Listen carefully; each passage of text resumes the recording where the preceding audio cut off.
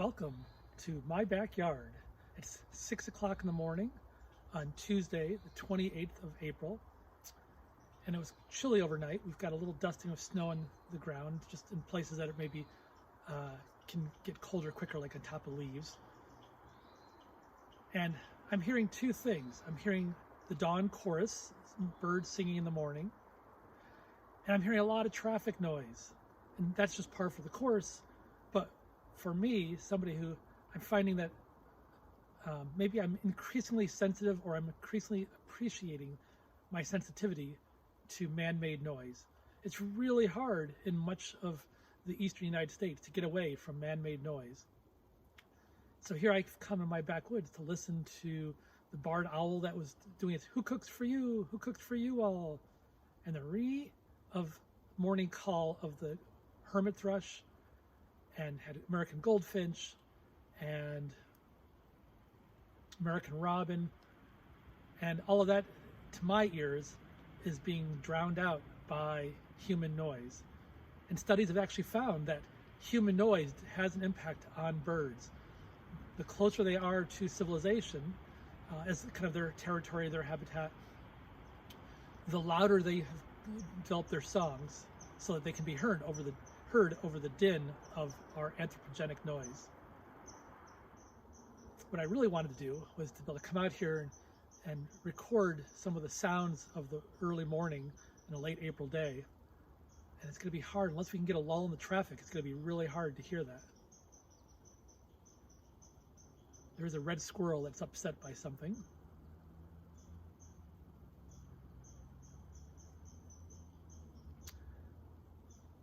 Now I'm hearing an airplane from the Bar Harbor Trenton Airport. So I think what we'll do is we'll give up here and we'll go into Sieur de Monts Spring and see if we can have any better luck there with finding bird sound, maybe, and a little bit less human noise. So here we are at Sieur de Monts Spring in Acadia National Park. Wild Gardens of Acadia are off to my left, and we've just arrived. It's about 6:30, and it's relatively quiet, quieter than it was at my house, but I am hearing American robin. There's a song sparrow chirping away, doing its call note. I'm hearing some distant red-winged blackbirds, some goldfinch, and that's about it. There's a little bit of a breeze, and the cool weather is certainly dampening the bird activity. And I can hear the steady, faint drone of Jackson Laboratories, which is probably less than a mile from here, maybe half a mile from here. So we're going to walk down the Hemlock Trail and see what we can find. We've got the first shoots of vegetation shooting up here in this little standing vernal pool. It's nice to see a little green in the landscape.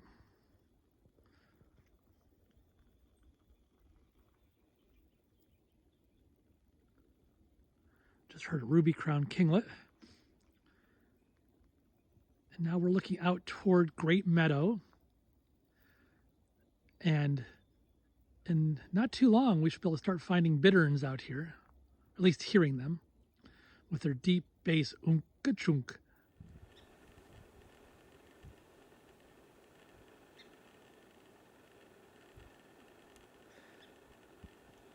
This is a song sparrow, and when it faces us, look at the black dot in its chest.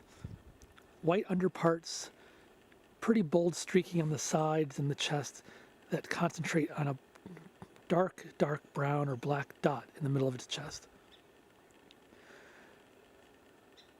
Various facial markings, a supercilium or eye stripe, kind of gray sides of the face. What we call a mustachial stripes, kind of like a Fu Manchu type mustache coming down the side. Of course, we all recognize where we are now, at least if you've been to this area on a bird tour with me. We're at the junction of the Jessup Path, looking down the boardwalk of the Jessup Path, which is nearly half a mile long. And we'll be heading up the Hemlock Trail. And for the last 4 or 5 years, this is where we've reliably found barred owls nesting. So we'll see if our luck's going to continue this year.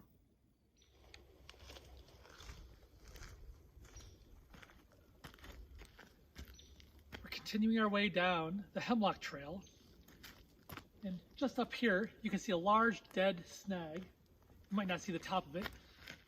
And this is the tree where the barred owl has been nesting for years. So let's go look at the cavity and see if the owl happens to be nesting there this year.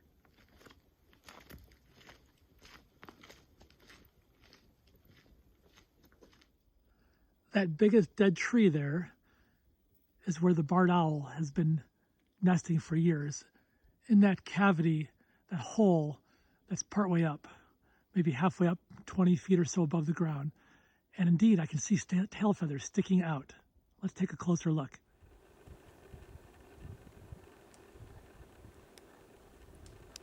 So those are the tail feathers of the female barred owl. She's sitting on her eggs, and I'm sure at this time of year it's still eggs, although it's getting close to the time of chicks perhaps. She'll incubate her eggs for about a month, and then once the eggs hatch, the chicks will take another month or so to fledge. And then after they've fledged, when they can actually fly, they'll stick around the area, and mom and dad will continue to feed them and teach them how to hunt.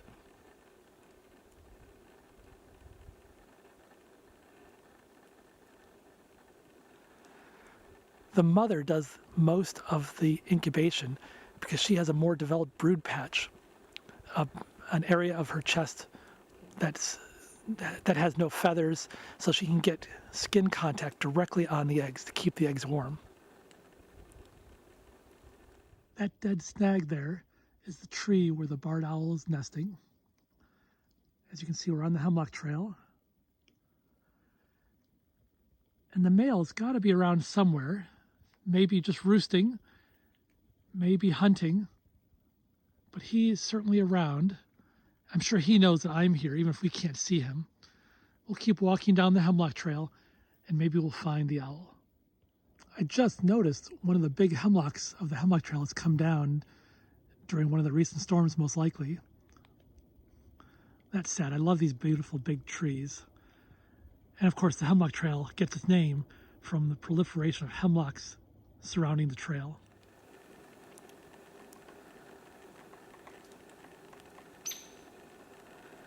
And here we have a hairy woodpecker. The length of the bill, from the tip to the base, is nearly as long as from the front of the head to the back of the head, where in the Downy woodpecker it would be about half that.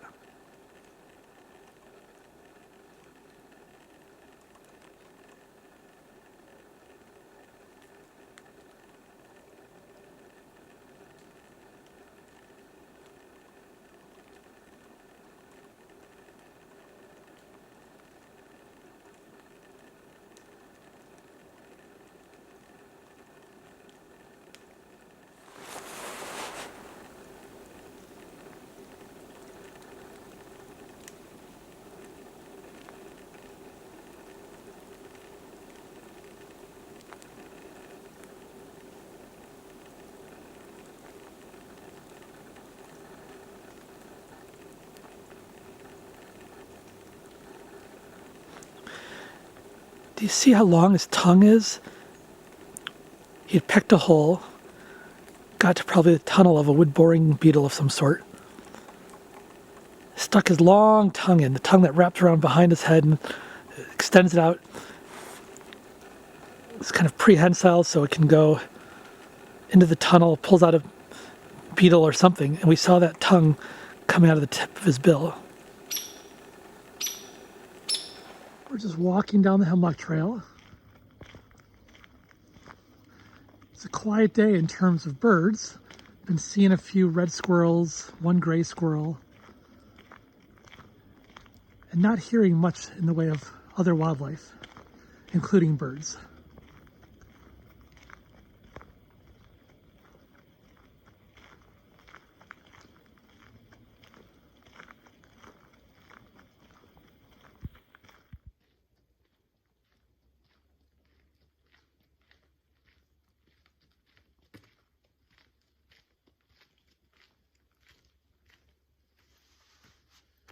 One of the things I love about bird watching is there's no end to what you can learn. There's not just the bird identification, learning the individual species. You can start to learn the vocalizations if you're interested. You can learn about the habitats, which means not just learning that we are in hemlock forest, but that that they're actually hemlock trees, and there's mixed in white birch. Getting to know some of the ground cover, the more you can learn about the habitat and the species, the floral composition of that habitat, the more you can understand about the birds. And of course, all of these things I'd like to think, lead to a conservation ethic. We want to see the birds. To have birds, we need to have healthy habitats. To have healthy habitats, we need to work actively to protect those landscapes. That can be by putting your own property under a conservation easement, supporting your local land trust or national conservation organizations such as the Nature Conservancy or the World Wildlife Fund. There's so many good organizations to support. And we just really want to have intact landscapes. And it's not just about protecting the wildlife because we like the pretty animals. It's about having a healthy planet. Having an intact landscape means it's providing environmental services such as sequestering carbon, filtering water runoff during storms or along roadsides. It's providing clean oxygen for us to breathe, and it's absorbing carbon, as I said. The various birds that feed in the forest, many of them are insect eaters. So those insects that are nuisance to our forests or to our gardens are being eaten by these birds. So there's so many different ways that healthy habitats, intact landscapes provide good environmental services for us. One more time, looking at the Hemlock Trail, surrounded by hemlock trees. And as we follow the habitat here, we're at that bend in the Hemlock Trail. Our forest is transitioning. There's a little pocket of birch. We've got some more hemlock, some spruce. And we're transitioning just around this bend into an alder swamp. So let's go look.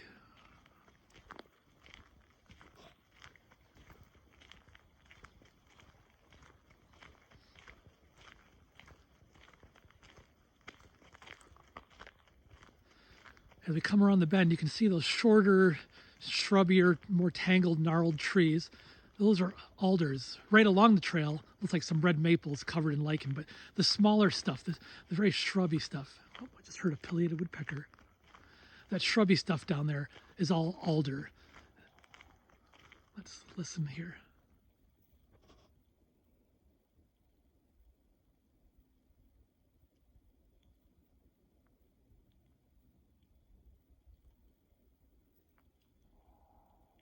There we go. Some more over this way. It's far enough away we're not going to see the bird.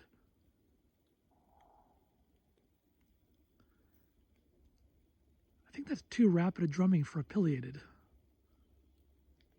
Wonder if that's like maybe a yellow-bellied sapsucker. Oh, something's flying around back there.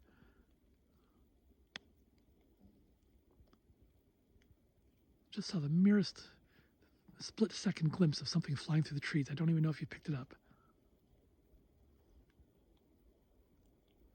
But back to our alder swamp. So alders tend to grow in wet areas, and indeed there's a lot of wetness in the ground here year-round. And those alders are a good home to a lot of our warblers, things like chestnut-sided warbler and yellow warbler. Common yellowthroat will be abundant here in another month or so. Let's look more closely at this tangle that is the alder swamp. You can see it's short, dense, tightly intertwined trees, standing water, or when it dries up a little bit, it'll just be very wet soils. Lots of shoots coming up. Good habitat to protect smaller birds that are maybe not so capable of eluding prey like the barred owl.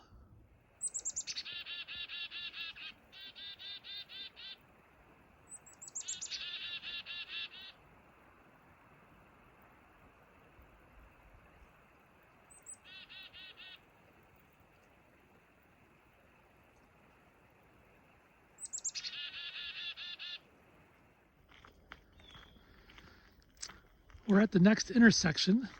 There's the other end of the boardwalk of the Jessup Trail. We're going to go back that way. But first, I always like to come out to this little sub-meadow of Great Meadow. You never know what you're going to see. So we'll walk down here for a little bit. It's hard to imagine today with a dusting of snow on Door Mountain there and the landscape, that won't be long before we start to see trees budding beyond what we're seeing here with the red maple, leaves coming out, swamp sparrows returning to this meadow, common yellowthroat.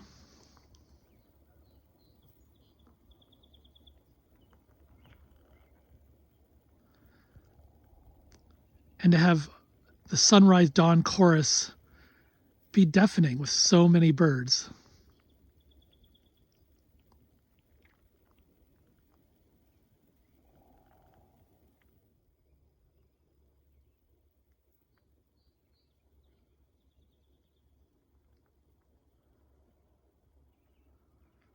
Of course, the red maples are just starting to break bud. Red maples are one of the earlier species of trees to start showing the signs of spring.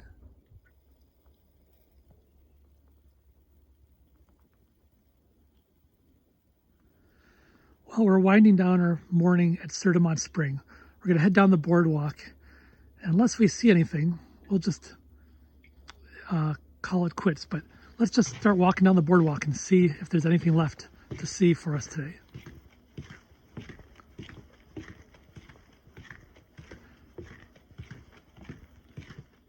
Here's a panel along the boardwalk showing some of the typical wildlife. There's the barred owl. Of course, crickets, of which there are many kinds. Yellow warbler, green frog, red squirrel, and pileated woodpecker.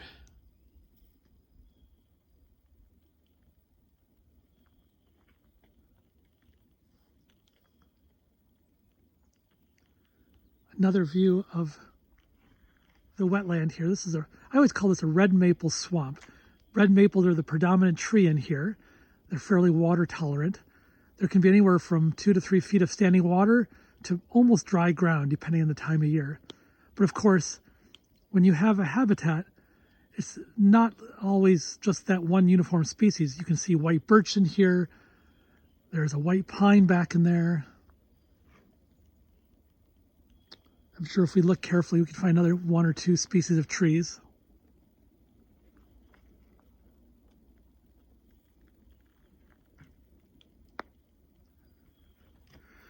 I think earlier, when we were in that meadow, and we had the mountain in the background, I may have called that Door Mountain, and if I did, I was mistaken. This is Door Mountain. The other smaller mountain was Kibo Mountain. Well, it's been a cold morning at Sieur de Monts. I should have worn a hat and gloves. Temperature was, when I started the walk, was about 38 degrees. And we're back to the parking lot. I'm hearing American goldfinch and a couple song sparrows. And a robin. So this is a place we're going to revisit several times during the spring and summer. Sieur de Monts is certainly one of MDI's, Mount Desert Island's birding hotspots. And we'll keep coming back and see what new birds have arrived, checking on the progress of the owls. And you never know what surprises we'll get. So thank you for joining the Natural History Center on our virtual birding tour.